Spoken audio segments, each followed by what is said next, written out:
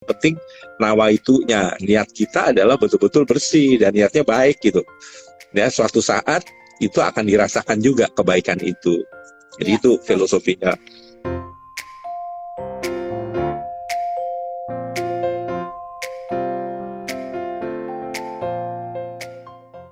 Tadi mengenai arti dari logo Perkina itu ya, saya sendiri belum tahu bahwa ternyata logo itu mempunyai arti ya, Prof. Jadi ada Ya, kapas, kemudian ada jadi ada padi, kapas gitu dan ya. ada tahun 2000 ya, Prof.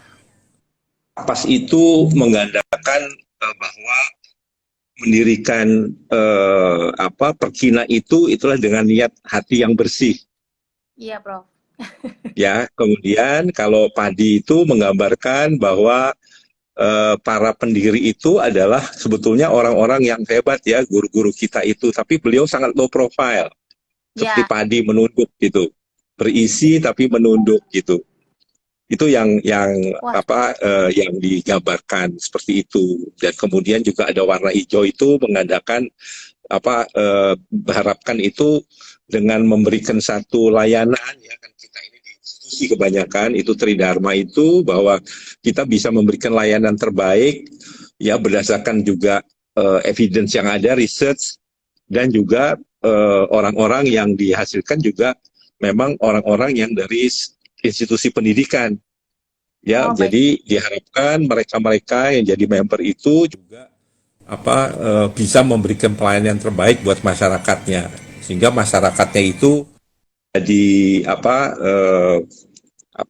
eh, quality of life-nya itu menjadi lebih baik begitu dari Iya, tahun ke tahun, dan itu dilayani oleh kolaborasi berbagai disiplin ilmu, karena tidak mungkin inkontinens itu dilayani oleh satu disiplin ilmu. Jadi itu filosofinya pada waktu itu beliau membuat satu ide yang seperti itu dan minta digambarkan dalam satu logo begitu, Dokter Rina. iya. Baik sekali ya, Prof. Itu artinya ternyata dalam dan bagus sekali, Prof. Terima kasih, Prof. Iya, Budi, sudah iya, menjelaskan dari logo Perkina yang ternyata maknanya dalam sekali. Tadi Prof. Budi juga menyebutkan bahwa Perkina ini juga dibuat berdasarkan kerjasama multidisiplin ya, Prof. Nah, menurut iya, Prof. iya. Budi, seberapa pentingkah kerjasama multidisiplin ini dalam penata laksanaan inkontinensia urin, Prof, atau mengompol? Ya, jadi memang kalau kami itu saya jelas harus multidisiplin. Oleh sebab itu yang paling penting itu salah satunya adalah kami dari divisi uroginekologi dengan Prof Yunisaf itu mencoba membuat satu namanya uroginekologi center. Kalau urogineko kan dia khusus untuk perempuan ya. Ya, Kalau Perkina bisa semua. Dan salah satunya adalah itu mencontoh sebetulnya di situ ada terlibat ada bedah digestif, ada rehabilitasi medis, ya ada geriatrinya, ya ada anaknya, ya. Jadi itu memang menanganinya itu seperti itu. Nah, saya kira nanti kalau mungkin yang lebih bagus, saya sih usulnya barangkali nanti kalau Perkina itu juga mempunyai, mungkin ini nanti dari tahun ke tahun tuh punya namanya interest groupnya gitu. Karena ya, kan inkontinens itu ada yang dari kecil, ada yang anak, ya, kemudian inkosnya pria, ya ya, wanita, ya, kemudian geriatri itu kan juga tentunya penanganannya tidak sama. ya. Tidak Ya sama, mungkin kalau betul, ada Prof. neurologi dan sebagainya. Jadi itu mungkin kalau special interest groupnya itu nanti ada, mungkin kita bisa masuk di situ. Siapa nanti yang itu saya usul mungkin Dokter Rina nanti ya, yang muda kan lebih lebih hebat di dalam berpikir apa eh, memajukan organisasi itu makin canggih ya. Kalau Ya, kita dulu yang penting wadahnya ada gitu. Ya bagaimana membina hubungan baik di dalam negeri maupun di luar negeri, dan kemudian membuat bagaimana cabang-cabang ini juga menerima satu standar yang sama. Ya. Ya mungkin suatu saat nanti perlu guideline yang memang khusus untuk orang Asia saja barangkali. Ya itu yang saya kira perlu di diusulkan begitu, Dokter Ina. Iya, Prof. Jadi betul sekali, Prof. Jadi apa yang tadi Prof Budi sampaikan bahwa inkontinensia urin atau mengompol ini mencakup bidang yang sangat luas sebetulnya karena mulai dari anak kecil sampai usia lanjut. Jadi memang ini tercermin pada waktu kita membuat panduan tata laksana, Prof, panduan tata laksana inkontinensia urin, itu memang akhirnya kita bagi-bagi babnya karena anak sendiri, kemudian dewasa pun dibagi dua, jadi laki-laki dan perempuan, kemudian usia lanjut sendiri, neurologi sendiri. Jadi memang betul seperti Prof Budi bilang bahwa kita nanti akan berusaha untuk membagi menjadi sub-sub divisi lagi ya, Prof, agar lebih berkonsentrasi. Kemudian tadi Prof Budi juga menyebutkan ini sangat menarik bahwa ada uroginekologi center ya, Prof ya. Jadi macam nih Prof Budi saat ini menjabat sebagai Ketua Himpunan Uroginekologi Indonesia ya, Prof. Iya. Nah, ini dari kalau Prof melihat dari keseluruhan Indonesia nih dari himpunan ini, bagaimana nih Prof sekarang tata laksana inkontinensia urin dari wadah HUGI sendiri, Prof? Ya. Memang dari HUGI sendiri kita juga sudah mengacu kepada panduan yang dibuat oleh Perkina dari sisi aspek inkontinensia. Karena kemarin kan agak heboh juga MKKI itu meminta bahwa Konsil Kedokteran Indonesia itu meminta bahwa POGI itu Kolegium POGI itu membuat velo. Ya. Nah, kemudian selama ini kan terjadi di lapangan itu banyak yang barangkali mereka itu banyak sekali seolah-olah itu uncontrollable. Ya, kalau umpamanya yang sudah ada di Filipina dan sebagainya itu sudah tidak lagi bisa dikontrol oleh organisasinya. Karena masing-masing kuat punya organisasi sendiri. Nah, oleh sebab itu saya mendapat mandat dari Ketua POGI itu untuk membentuk bahwa satu yang namanya estetika ginekologi. Estetika ginekologi itu akhirnya menjadi salah satu fellow dari pendidikan peminatan uroginekologi. Jadi itu 6 bulan itu bisa, dan ini sedang dalam proses dan sudah diusulkan gitu ya ke KKI.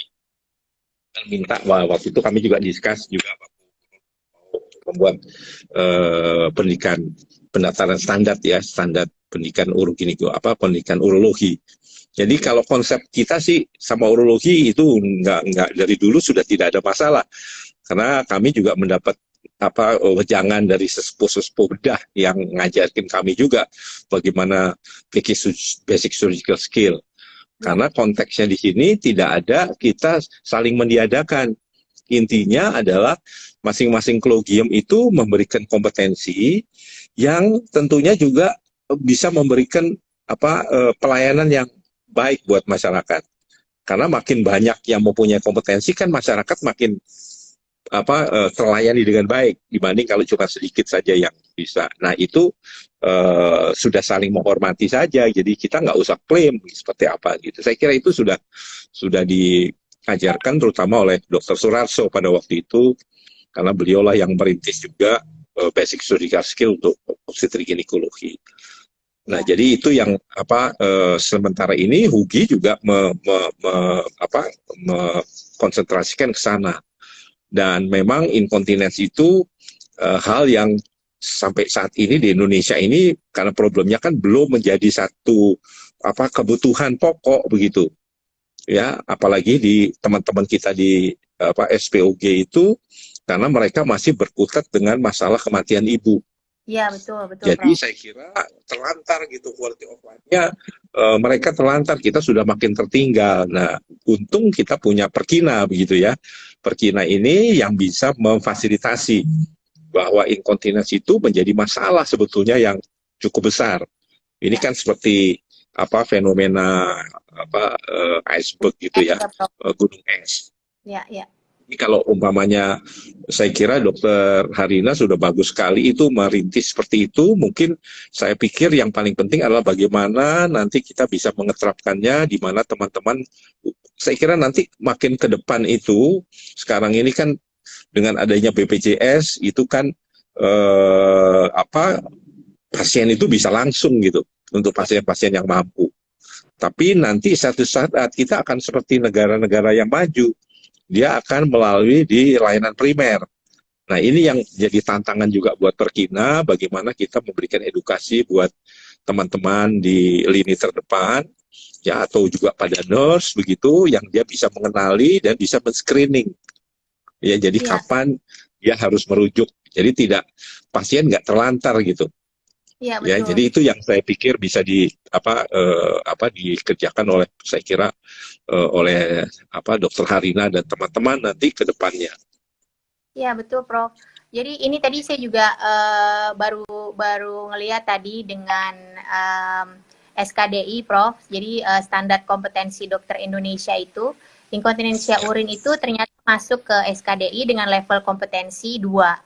Jadi 2 itu adalah mendiagnosis dan merujuk. Jadi sebetulnya pengetahuan-pengetahuan tentang diagnosis inkontinensia urin atau mengompol ini sudah harus kita berikan ya, Prof, ya, sejak sejak mahasiswa, di mana setelah mereka menjadi dokter, mereka bisa mengenali dan tahu kapan harus merujuk ke spesialis. Kalau untuk spesialis obstetri dan ginekologi, tadi Prof Budi sudah menyebutkan bahwa memang masih prioritas masih untuk menekan angka kematian ibu ya, Prof. Jadi kadang-kadang inkontinensia urin ini kadang-kadang terlantar ya, Prof. Tapi tentunya sudah sekarang sudah makin banyak lagi, terutama setelah ada divisi uroginekologi ya, Prof, di obstetri dan ginekologi. Ya, memang kita waktu itu karena kebetulan saya juga di kolegium, waktu itu saya pegang di komite ujian kompetensi nasional, sehingga kasus inkontinens itu saya masukkan ke dalam ujian nasionalnya gitu, supaya mereka tidak lupa gitu, dokter Harina. Jadi nah saat ini 4 tahun lah saya memegang itu, sehingga masalah-masalah inkontinens juga tidak untuk SPOG yang baru, dia wajib dia tahu bagaimana mendiagnostik, ya, dan kemudian kapan dia harus merujuk, ya, dia treatmentnya apa gitu untuk awal di kompetensi dia. Nah, sesudah itu saya digantikan oleh Dr. Andon sekarang. Dia sebagai kompeten, saya pegang komite pelatihan.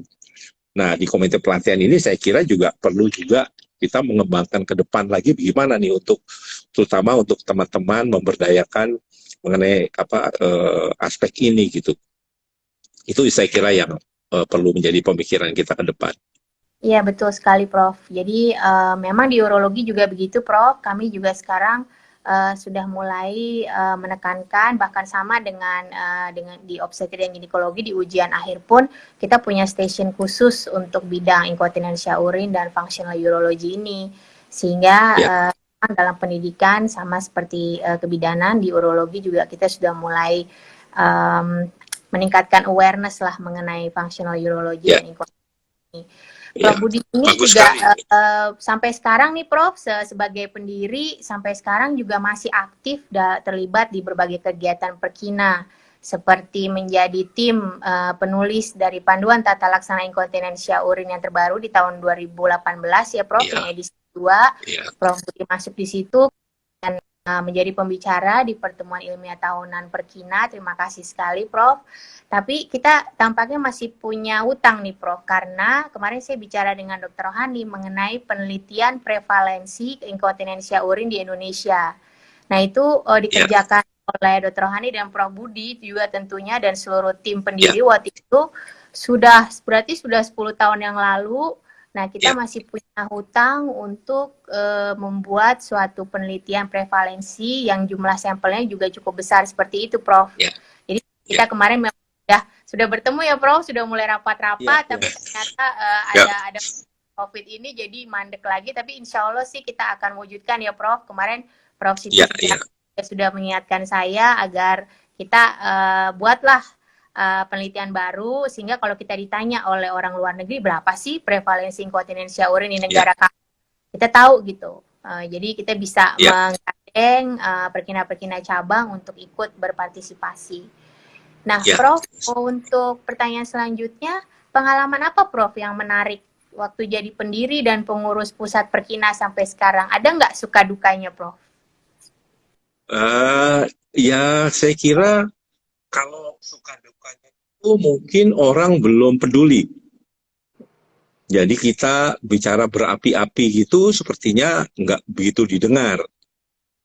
Ya, tapi begitu Dokter Rohani bisa membuat satu wadah, kemudian mendatangkan pembicara-pembicara asing, dan kemudian waktu itu ada Dokter Rudi Yuwono ya, Ya, almarhum barangkali beliau itu. Nah, ya, itulah mencoba sampai tokoh-tokoh dunia itu datang ke di Bali pada waktu itu ya. Ada Peter Dwyer kalau dari uroginekologi, ada Paul Abram, ya ada ada 5 atau 4 begitu waktu itu pembicara-pembicara asing, saya agak lupa. Nah, banyak disitulah juga dok. mulai ada gregetnya tuh, mulai ya kalau Indonesia kan begitu ya, Ya, kalau kita sendiri yang ngomong kurang didengerin gitu, tapi kalau ada orang asing yang bicara, nah itu mulai ada gaungnya tuh seperti itu. Nah, itu saya kira juga strategi eh, apa eh, kita seperti itu. Jadi awalnya itu tadi memang belum mendapat bayangin Prof, Dokter Rohani sudah memberikan fasilitas demikian bagusnya gitu. Siapa yang ini pokoknya free lah masuknya begitu. ya, Ya, tapi dari awal-awalnya tuh masih belum eager gitu orang untuk tertarik begitu di bidang ya, ini. Nah, jadi saya kira eh, bagusnya juga ada pertemuan kan silaturahmi sebetulnya yang kita harapkan masih bentuknya seperti itu. Tapi dengan makin bertambahnya, Dokter Ina juga saya kira punya pengalaman research dan sebagainya ya, menulis buku ya, buku textbook dan sebagainya. Nah, ini yang barangkali bisa meningkatkan kualitas dari waktu ke waktu. Jadi itu saja saya kira. Tapi ya kan tadi udah dibilang Dokter Rahani selalu menasihati adalah yang penting nawaitunya, niat kita adalah betul-betul bersih dan niatnya baik gitu. Ya, suatu saat itu akan dirasakan juga kebaikan itu. Jadi ya, itu betul, filosofinya beliau tuh betul baik-baik Prof. sekali gitu. Jadi saya mengikut saja ya apa yang diinginkan sama beliau itu. Iya, Ya, akhirnya terjadi seperti ini, dan saya kira ini juga menjadi tantangan buat Dokter Harina nih ya, karena masalah-masalah inkontinens ini rasanya juga belum menjadi kalau tidak ditanyakan ya, seperti kami juga di uroginekologi itu akhirnya membuat pertanyaan yang khusus gitu. Kalau ditanya ibu-ibu itu ditanya apakah ada kelainan berkemih gitu, dia bilang enggak, biasa gitu. iya. Tapi kalau ditanya Aja kok berkemih saya gitu satu ya Prof. hari dan sebagainya baru ketemu gitu. Nah, ini juga menjadi tantangan nanti pada saat survei nanti, Dokter Harina. Ya, Ya, mungkin kalau di era digital ini mestinya kita bisa melakukan di era digital ini dengan survei mungkin lewat HP, karena masing-masing itu sudah punya apps ya. Jadi saya kira ini juga perlu divalidasi supaya pertanyaannya nggak seperti waktu itu udah capek-capek akhirnya Dokter Rohani gitu mencoba mengambil lagi semuanya, ya, ya. diteliti lagi dipitoni gitu ya, dilihat satu-satu lagi, dan itu juga membutuhkan energi yang cukup banyak ya, namanya manusia kan juga punya kekurangan-kekurangan ya, mungkin kalau lelah dan sebagainya. Nah, Ya. ini menjadi pembelajaran juga buat pengalaman kita. Oke, ya baik sekali Prof. Jadi memang ya yang sudah diletakkan dasarnya oleh Prof. Budi dan Dr. Rohani dan tentunya pendiri-pendiri yang lain ini harusnya membuat kita untuk tetap bersemangat untuk meningkatkan semuanya ya dari segala aspek pelayanan, pendidikan, penelitian dan juga pengabdian masyarakat untuk khususnya untuk inkontinensia urin atau mengompol. Nah, mungkin terakhir nih Prof, tadi Prof udah sebutkan sebagian sih harapan-harapan Prof Budi untuk Perkina. Tapi mungkin Prof bisa menyebutkan lagi apa-apa yang kira-kira Perkina harus atau penting untuk dilakukan untuk ke depannya nih, untuk 20 tahun ke depan nih Prof. Karena ini kan udah 20 Ya. tahun nih usianya kan, udah dewasa muda. Kita Ya. alhamdulillah sudah didirikan, dan selama perkembangan 20 tahun itu kita sudah mencoba untuk mengerjakan beberapa hal, tapi tentunya masih perlu kita tingkatkan lagi. Kita harus tetap berusaha, seperti pesan Dr. Wani kemarin, hari esok harus lebih baik dari hari ini gitu Prof. Nah, apa nih Prof kira-kira pesan-pesan untuk Perkina dan harapan-harapan Prof Budi untuk 20 tahun insya Allah ke depan? Ya. Makasih Dokter Harina. Saya kira Dokter Harina sudah punya planning, ya. Cuman Dokter Harina ini low profile aja, nggak mau kasih tahu aja.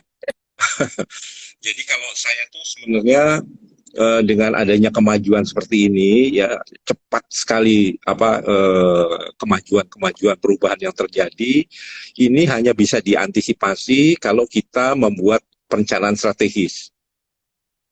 Ya, rencana strategis itu bisa jangka panjang 25 tahun ke depan, 20 tahun, 10 tahun, terserah nanti Dokter Harina melihatnya. Mungkin nanti kita sama-sama melakukan analisa SWOT lah ya, begitu, dari data-data yang sudah ada, sehingga kita bisa menyumbangkan 3C. Jadi kalau 3C itu kita tadi ya membuat konsepnya. Konsep ke depan untuk 25 tahun ke depan itu apa yang ingin dicapai dari aspek Tridharma plus pengabdian masyarakat. Ya, yang paling penting adalah dari semua adalah kita memperkuat dulu internal stakeholdernya. Ya, artinya semua yang terlibat itu saya usulkan mungkin nanti ada perlu saya kira Dr. Lina sudah tahu juga ya, code of conduct. Jadi setiap orang sebagai anggota atau sebagai pengurus itu punya code of conduct. Jadi kalau itu bisa difahami oleh semua orang, jadi mereka juga akan memahami itu. Sebagai anggota Perkina atau sebagai pengurus Perkina apa yang mesti dikerjain. Yang kedua adalah bagaimana kita membuat kompetensi. Baik kompetensi itu sebagai leader di kepengurusannya, ya, mempunyai kompetensi itu, sehingga kita bisa tahu nanti leader-leader yang ada memimpin di Perkina, walaupun ini organisasi non-profit begitu ya, itu dia udah punya kemampuan itu, ya, karena tujuannya tuh sangat mulia gitu, ya. Intinya kan dia memberikan pengabdian, bagaimana memberikan layanan ini yang terbaik buat masyarakat, juga memberikan role model buat sejawat tadi dengan adanya code of conduct tadi. Ya, yang ketiga adalah barangkali connection. Connection itu bagaimana kita mempunyai relation. Jadi artinya mempunyai hubungan, ya, network baik di dalam negeri maupun di luar negeri. Jadi dengan konsep 3C ini saya kira kita bisa detailkan nanti di dalam. Saya kira nanti Dr. Ina sudah jago lah bagaimana nanti mendetailkan konsep 3C ini. Saya kira ke depan itu menjadi lebih terarah dan kita lebih bisa terukur kira-kira untuk tahun pertama targetnya apa, ukurnya apa, ya. Jadi semacam itulah yang kira-kira yang bisa dikerjakan. Tidak usah muluk-muluk gitu ya. Kalau muluk-muluk nanti Prof Muluk marah. Jadi saya kira hal yang mampu laksana saja sementara ini, tentunya kita bisa lihat kalau kita sudah melakukan analisa SWOT ya. Kalau bahasa Indonesia itu analisa kekepan. Ya, kekepan itu lebih gampang diingat ya, kekuatan, kelemahan, P-nya peluang, AN-nya itu ancaman. Jadi saya kira itu yang bisa saya berikan saran ya. Mudah-mudahan saya kira Dr. Harina sudah punya mapping, udah punya planning ke depannya. Baik. Terima kasih Dr. Harina.